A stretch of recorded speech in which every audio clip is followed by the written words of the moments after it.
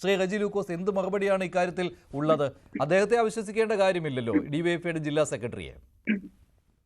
നിങ്ങളൊന്ന് മനസ്സിലാക്കേണ്ടത്, അദ്ദേഹം പറഞ്ഞത് 5 വർഷങ്ങൾക്ക് മുമ്പ് ഒരു സുഹൃത്തുമായിട്ടുള്ള സംഭാഷണത്തിനകത്ത് അദ്ദേഹം പറയുന്നു, ഇന്ന് അദ്ദേഹം അതിനുശേഷം പറഞ്ഞു ഇത് മാനിപ്പുലേറ്റ് ചെയ്താന്ന് പറയുന്നു. അതെന്തേലും ആട്ടെ, അതിലുപരിയായിട്ട് ഈ എം കെ കണ്ണൻ എന്ന് പറയുന്ന സഖാവിനെയും മൊയ്തീൻ എന്ന് പറയുന്ന മുൻ മന്ത്രിയെയും ഈ ED കരുവന്നൂർ കേസുമായിട്ട് ബന്ധപ്പെട്ട് ചോദ്യം ചെയ്യുകയും മൊയ്തീൻ സഖാവിന്റെ വീട്ടിൽ അപ്രതീക്ഷിതമായിട്ട് റെയ്ഡ് നടത്തി അദ്ദേഹത്തിന്റെ അക്കൗണ്ടിൽ കണ്ടെത്തിയത് അദ്ദേഹത്തിന്റെ മകന്റെ ഭാര്യയുടെയും അടക്കം ഉള്ള അക്കൗണ്ടിൽ, സംയുക്ത അക്കൗണ്ടിൽ ആകെ കണ്ടെത്തിയത് 21 ലക്ഷം രൂപയാണ്. ഒന്നും അല്ലെങ്കിൽ 5 വർഷം അദ്ദേഹം മന്ത്രിയായിരുന്നു. എം കെ കണ്ണനെ സംബന്ധിച്ചിടത്തോളം അദ്ദേഹം പറഞ്ഞു, എന്റെ ഏതെങ്കിലും അക്കൗണ്ടിൽ 1 രൂപ ഉണ്ടെന്നുണ്ടെങ്കിൽ കാണിച്ചു തന്നെ രാഷ്ട്രീയം അവസാനിപ്പിക്കാന്ന് പറഞ്ഞു. ഇതെല്ലാം അസംബന്ധമായ ആരോപണങ്ങളല്ലേ? ഇങ്ങനെയൊക്കെ പൊതുപ്രവർത്തകരെ കുറിച്ച് എന്ത് പറയാം? ഈ ചെറുപ്പക്കാരനെ സംബന്ധിച്ചുള്ള അയാൾ തന്നെ പറയുന്നു ഇത് മാനിപ്പുലേറ്റഡ് ആണെന്ന് പറയുന്നു. എന്ത് കാരണമാണ് അവർ കാണിക്കുന്നത്? ഇപ്പൊ എം കെ കണ്ണന്റെ ഒരുപാട് ഡീൽ നടത്തി ഇത്ര രൂപ വാങ്ങി, തെളിവ് കൊടുക്കട്ടെ. അല്ലെങ്കിൽ ഇപ്പൊ മൊയ്തീൻ സഖാവ് ഇത്ര രൂപ ഡീൽ ചെയ്തു, അല്ലെങ്കിൽ ഇങ്ങനെ ഒരു കാര്യങ്ങൾ ചെയ്തു കൊടുത്തു, അതിന് തെളിവ് തരട്ടെ. അങ്ങനെ കാണിക്കുമ്പോഴല്ലേ ഇവരൊക്കെ തെറ്റുകാരാണല്ലോ നമുക്ക് റെജി, അതിനകത്ത് പ്രശ്നം എന്ന് പറയുന്നത് പാർട്ടിയിലെ തന്നെ പ്രധാനപ്പെട്ട ഒരു നേതാവാണ് ഇത് പറഞ്ഞത്. അത് രഹസ്യമായിട്ട് പാർട്ടിയിലെ തന്നെ അദ്ദേഹത്തിന് ഒരു ശത്രു അത് റെക്കോർഡ് ചെയ്തു. പിന്നീട് ഒരു അവസരം വന്നപ്പോൾ അത് വെളിയിൽ വിടുന്നു എന്നേ മനസ്സിലാക്കിയാൽ മതി. അപ്പോൾ നിഷ്കളങ്കമായിട്ട് പറഞ്ഞ കാര്യങ്ങളാണിത്.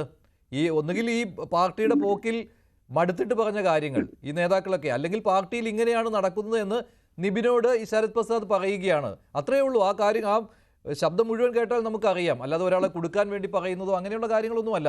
പക്ഷെ മറ്റേയാൾ അത് റെക്കോർഡ് ചെയ്തു, അതിപ്പോൾ അവസരം വന്നപ്പോൾ അത് ലീക്ക് ചെയ്തു. അതാണ് സംഭവിച്ചത്. പക്ഷെ ആ പറഞ്ഞ കാര്യങ്ങൾ അവിശ്വസിക്കേണ്ട കാര്യമില്ല. ശരത് പ്രസാദിന് തൃശ്ശൂർ ജില്ലയിലെ പാർട്ടി സഖാക്കളെ നന്നായിട്ട് അറിയാവുന്നയാളാണല്ലോ, എം കെ കണ്ണനെയും AC മൊയ്തീനെയും ഒക്കെ. അപ്പോൾ അവർ ഈ രീതിയിൽ പണം ഉണ്ടാക്കിയിട്ടുണ്ട് എന്ന്, അപ്പർ ക്ലാസ് ഡീലുകൾ നടത്തിയിട്ടുണ്ട് എന്ന് പാർട്ടിയുടെ ജില്ലാ സെക്രട്ടറി പറയുമ്പോൾ അത് മറ്റാരുടെയും തലയിൽ കെട്ടിവെച്ചിട്ട് കാര്യമില്ല. പാർട്ടിയുടെ ജില്ലാ സെക്രട്ടറി അല്ല, ഡിവൈഎഫ്ഐയുടെ യുവജന പ്രസ്ഥാനത്തിന്റെ ജില്ലാ സെക്രട്ടറി അല്ല. അതിന് മറുപടി പറയേണ്ടത് ആ ചെറുപ്പക്കാരൻ ശരത് പ്രസാദ് മറുപടി പറയേണ്ടത്. അദ്ദേഹത്തിന്റെ എന്ത് തെളിവാണ്? അദ്ദേഹം ആരെങ്കിലുമായിട്ട് സംസാരിക്കുമ്പോൾ ഈ രീതിയിൽ അദ്ദേഹത്തിന് വായിന്ന് വന്നു കാണുമായിരിക്കും. ഒരുപക്ഷെ മറ്റെന്തെങ്കിലും സംഭവം എന്താ മറ്റെന്തെങ്കിലും കാര്യത്തിന്റെ പേരിലായിരിക്കും.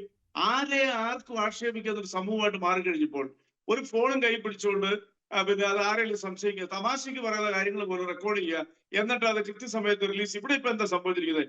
ഇവിടെ ഇപ്പൊ PK പ്രൊഫഷനെതിരെ കൊണ്ടുവന്നിരിക്കുന്ന ആരോപണങ്ങൾ എത്ര ഭീകരമായ ആരോപണങ്ങളാ, അവിശ്വസനീയവും അത്ഭുതകരമായിട്ടുള്ള ആരോപണങ്ങളാണ് പുറത്തു വന്നിരിക്കുന്നത്. ഇവിടെ നമ്മുടെ രാഹുൽ മാങ്കൂട്ടത്തിനെ കുറിച്ച് മുഖം നഷ്ടപ്പെട്ടിരിക്കുകയാണ് രാഷ്ട്രീയ പ്രസ്ഥാനത്തിന്. അപ്പൊ ആ സമയത്ത് ഇതെല്ലാം പുറത്തു വരും. ഇത്തരം പച്ച നുണകളൊക്കെ പുറത്തു വരും. ഇതിനെയൊക്കെ വളരെ പുച്ഛത്തോടുകൂടിയേ കാണാൻ പറ്റത്തുള്ളൂ. കേരള പൊതുസഭ ഒന്നും ഇതിനെ ഒരിക്കലും അംഗീകരിക്കുന്നില്ല. കാരണം സംശുദ്ധ രാഷ്ട്രീയം നയിച്ച് 1/2 നൂറ്റാണ്ടിലേറെ ജനങ്ങളോടൊപ്പം പ്രവർത്തിക്കുന്ന രാഷ്ട്രീയ നേതാക്കളുടെ പേര് പറഞ്ഞുകൊണ്ട് സംശയത്തിന് നിഴലാക്കുന്നവര് ചെയ്യുന്നത് ആ പ്രസ്ഥാനത്തോടുള്ള കൂറില്ലായ്മയാണ്. ശരി, അത് ശ്രദ്ധിക്കേണ്ടതായിരുന്നു. ഈ പ്രസ്ഥാനത്തെ ചതിക്കരുതായിരുന്നു. പ്രസ്ഥാനത്തെ മനഃപൂർവ്വമായിരിക്കില്ല, അത് റെക്കോർഡ് ചെയ്യപ്പെട്ടു പോയി. അതുകൊണ്ടായിരിക്കാം അങ്ങനെ ഒരു പ്രശ്നം ഉണ്ടായത്. ശ്രീ അഖിൽ രവീന്ദ്രൻ, BJP. ശ്രീ അഖിൽ, ഇവിടെ കേന്ദ്ര ഏജൻസികൾ തലങ്ങും വിലങ്ങും കരുവന്നൂർ കേസ് അന്വേഷിച്ചതാണ്, ഒന്നും കണ്ടെത്തിയില്ല. അപ്പോൾ ഈ പാർട്ടിയുടെ യുവജന നേതാവ് ഇങ്ങനെ പറയുമ്പോഴും ഈ ഡിഫൻസ് എടുക്കുന്നത് ഈ കാര്യങ്ങൾ പറഞ്ഞുകൊണ്ടാണ്. അത് MK കണ്ണനും പറയുന്നുണ്ടായിരുന്നു, 1 രൂപ പോലും എൻ്റെ അക്കൗണ്ടിലില്ല, കേന്ദ്ര ഏജൻസികൾ പരിശോധിച്ചതാണല്ലോ, ചോദ്യം ചെയ്തതാണല്ലോ, ഒന്നും കണ്ടെത്തിയിട്ടില്ലല്ലോ എന്ന്. അവിടെ മറ്റൊരു കാര്യം കൂടി വരുന്നുണ്ട്. അന്നൊരാക്ഷേപം ഉണ്ടായതാണ് ഈ കേന്ദ്ര ഏജൻസികൾ ഡീലിങ്സിന്റെ ഭാഗമായി ഇവരെ സഹായിക്കുന്നു എന്ന്.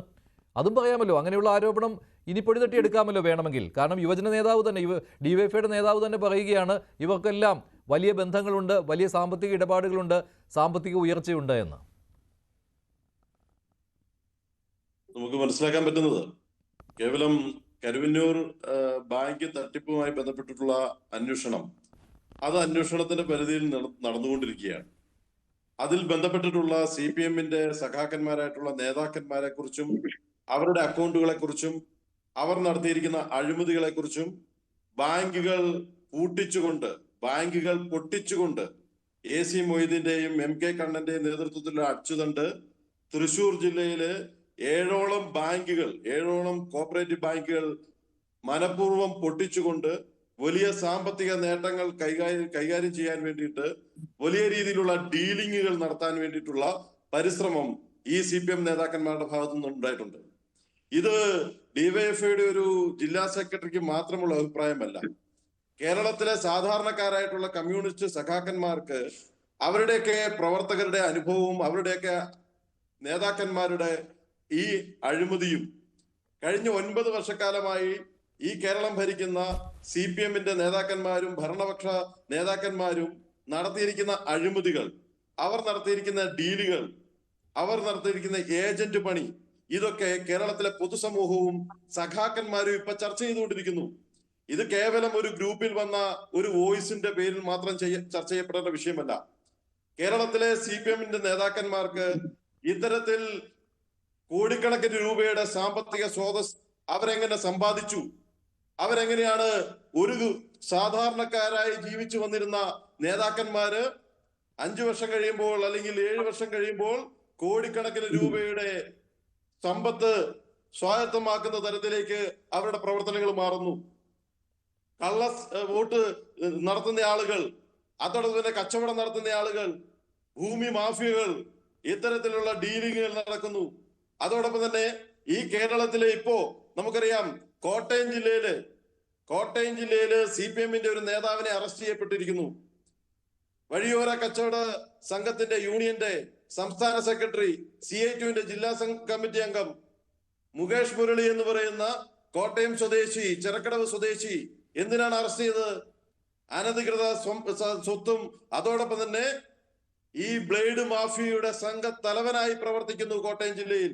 പക്ഷെ ഇവർ ഈ കരുവന്നൂർ വിഷയത്തിൽ ഇവരെയൊക്കെ ചോദ്യം ചെയ്തതാണ് കേട്ടോ, കേന്ദ്ര ഏജൻസികൾ ചോദ്യം ചെയ്തതാണ്, പക്ഷെ ഒന്നും കണ്ടെത്തിയിട്ടില്ല.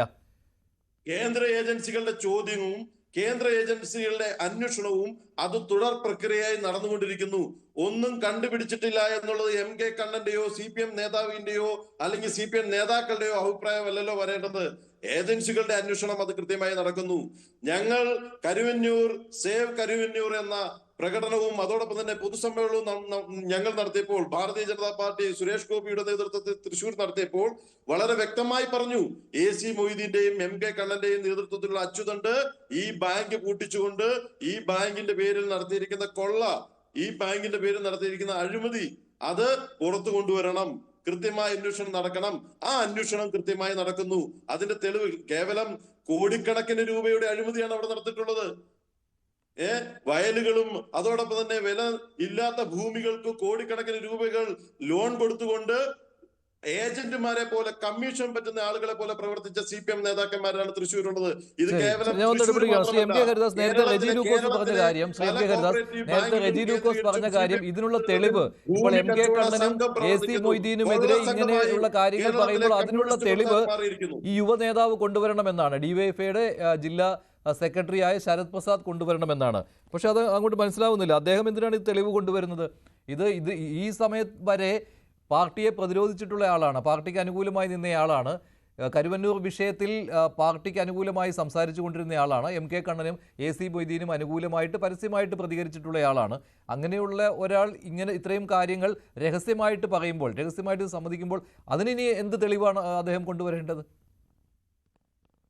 എന്നോടാണോ? അതെ, തീർച്ചയായിട്ടും ഈ ചോദ്യം തന്നെയല്ലേ ഇന്ന് ഉച്ചയ്ക്ക് മുതൽ എല്ലാവരും ചോദിക്കുന്നത്. അബ്ദുൽ ഖാദർ, ഇപ്പോഴത്തെ ജില്ലാ സെക്രട്ടറി, എന്റെ നാട്ടുകാരനായിട്ടുള്ള ഗുരുവായൂരുകാരനായിട്ടുള്ള അബ്ദുൽ ഖാദർ ചോദിച്ച ചോദ്യം ഇതാണ്. കൂടുതൽ തെളിവുകൾ, ഇനി എന്ത് തെളിവാണ് വേണ്ടത്? പരസ്പരം ഇവിടെ മഞ്ജുഷ ഒരു കാര്യം മനസ്സിലാക്കുക, പാർട്ടി സഖാക്കൾക്കുള്ളിലുള്ള ഇത്തരം ടെലിഫോൺ സംഭാഷണങ്ങൾ മുഴുവൻ ചോർന്നു കഴിഞ്ഞാൽ നമ്മളൊക്കെ ഞെട്ടിത്തെരിക്കുന്ന വിവരങ്ങളാണ് പുറത്തേക്ക് വരിക. ഇതിപ്പോ റെക്കോർഡ് ചെയ്തിട്ടുള്ള ഒരു ഭാഗം മാത്രമാണ് വന്നിരിക്കുന്നത്. ഈ ശരത്ത് ഇത്തരത്തിൽ പലരോടും സംസാരിച്ചിട്ടുള്ളതായിട്ടാണ് തൃശ്ശൂരിൽ നിന്ന് എന്റെ സുഹൃത്തുക്കളൊക്കെ നിന്നോട് വിളിച്ചു പറഞ്ഞിരിക്കുന്നത്. അവരൊക്കെ റെക്കോർഡ് ചെയ്തിട്ടുള്ളതും ശരത്തിനെ പോലുള്ള നേതാക്കന്മാർ പരസ്പരം ഇത്തരത്തിലുള്ള അപച്യുതിയെ കുറിച്ചിട്ടുള്ള വ്യാകുലപ്പെടുന്നവർ തങ്ങളുടേതായിട്ടുള്ള പാർട്ടിയുടെ ഈ പണത്തിന് പുറകെയുള്ള ഓട്ടത്തെ കുറിച്ച് മറ്റുള്ളവരുമായി ചർച്ച ചെയ്തൊക്കെ റെക്കോർഡ് ചെയ്ത് പുറത്തേക്ക് വന്നു കഴിഞ്ഞാൽ ഉണ്ടാവുന്ന ഭവിഷ്യത്ത് ഇതൊന്നും അല്ല. പക്ഷെ അതൊന്നും വരില്ല. കാരണം ഇവിടെ ഈ BJPയുടെ നേതാവ് സംസാരിച്ചിട്ട് ഞാൻ അദ്ദേഹത്തോട് ചോദിക്കട്ടെ, ലോകത്തിലെ എവിടെയാണ് ഒരു പ്രധാനമന്ത്രി വന്നിട്ട് ജനങ്ങൾക്ക് വാക്കു കൊടുത്തിരിക്കുന്നത്? നിങ്ങളുടെ ഒരാളുടെയും പണം പോവില്ല. പറ്റാവുന്ന മലയാളത്തിലാണ് അദ്ദേഹം അത് പറഞ്ഞത്. കരുവന്നൂർ സഹകരണ ബാങ്കിൽ ഒരാളുടെയും പണം പോവില്ല, ഞങ്ങളത് കൃത്യമായി അന്വേഷിച്ചുകൊണ്ട് ഞങ്ങളത് പിടിച്ചെടുത്തുകൊണ്ട് നിങ്ങൾക്ക് ഓരോരുത്തർക്കും വിതരണം ചെയ്യും. എന്റെ